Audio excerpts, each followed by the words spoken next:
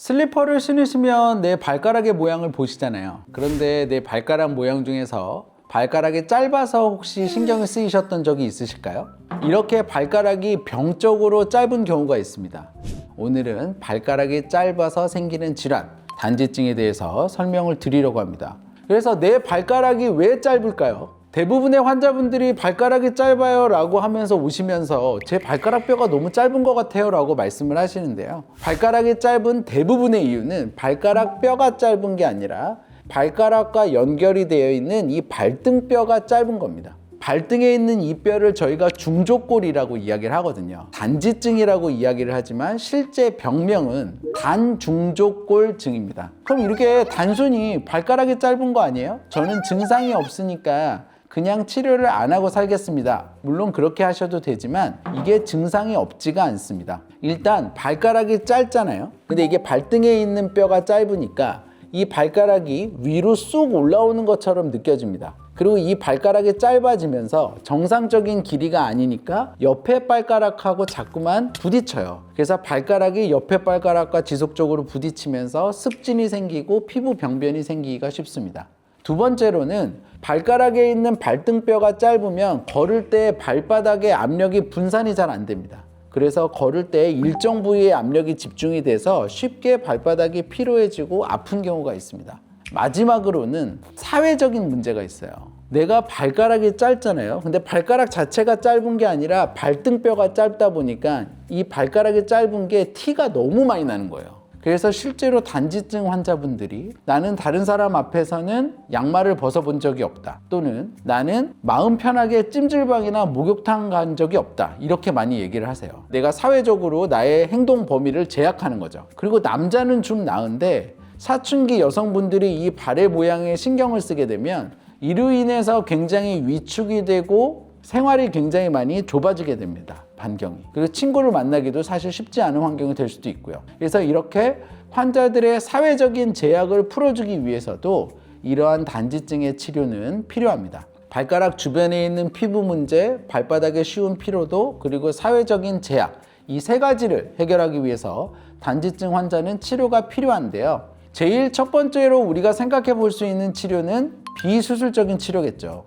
비수술적인 치료는 이 단지증의 모양을 교정해 주지는 않습니다. 그래서 이 부분을 일단은 명확히 해야 돼요. 단지증 환자한테 치료를 이야기를 하는데 비수술적인 치료에 대해서 말씀을 드릴 때에는 저는 항상 모양은 그대로 두지만 이 모양인 상태에서 환자분이 발의 피로를 줄이고 피부의 문제를 해결하기 위해서 저희가 치료를 해볼 수 있습니다 라고 먼저 말씀을 드립니다. 그래서 환자분이 이 부분에 동의하면 저희가 비수술적인 치료를 진행을 하는 거죠.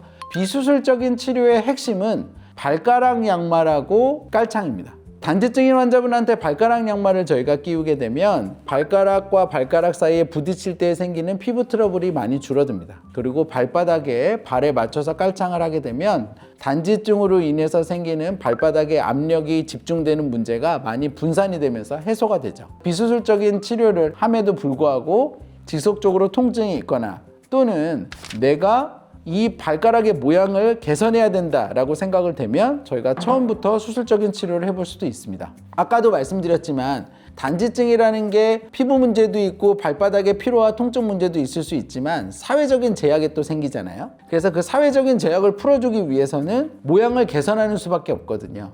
그러면 이러한 모양을 개선하기 위해서 저희가 하는 게 수술적인 치료죠. 그리고 모양을 개선하는 것이 사실은 피부 문제와 발바닥의 피로를 풀어주는 가장 근본적인 해결책이 되기도 합니다. 그래서 사실 대부분의 단지증 치료는 제가 앞서 비수술적인 치료를 말씀드리긴 했지만 비수술적인 치료보다는 수술적인 치료로 저희가 하고 있습니다. 단지증이 생기는 가장 주된 이유는 발등에 있는 중족골의 뼈가 짧아진 거라고 말씀을 드렸습니다. 그래서 단지증의 수술적인 치료의 핵심은 발등에 있는 짧아진 중족골 뼈를 늘리는 겁니다. 그럼 얘를 늘리는 방법은 크게 두 가지가 있는데요. 내고정법이 있고 외고정법이 있습니다. 내고정법은 한 번에 할 수 있는 게 장점입니다. 절개를 해서 뼈를 절골을 하고 실제로 늘린 다음에 그 늘린 공간에 뼈 이식을 하고 철판을 대면 마무리가 됩니다.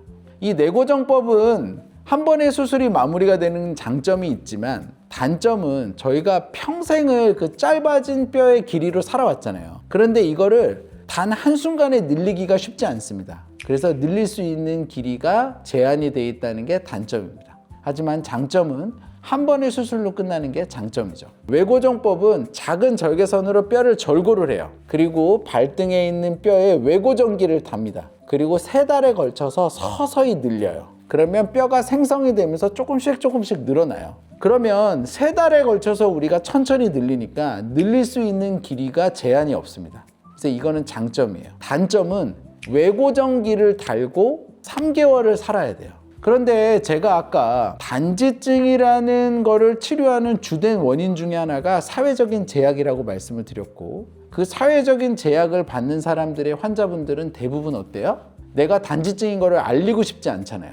근데 그 외고정기를 3개월간 달고 다니면 내가 단지증인 거를 소문내는 거랑 마찬가지입니다. 그래서 많은 환자분들이 요즘에는 외고정법을 선택하고 있지는 않습니다. 하지만 우리가 양쪽의 장점을 다 취하고 싶잖아요. 내고정법을 하고 싶은데 내고정법은 많이 늘리지는 못하고, 근데 난 많이 늘리고 싶어. 사람 마음이 다 그렇잖아요. 그래서 요즘에는 일주일에 걸쳐서 서서히 늘리고 그 상태에서 내고정법으로 전환하는, 외고정법과 내고정법을 같이 합쳐서 시행하는 하이브리드 방식을 많이 선택하고 있는 것 같습니다.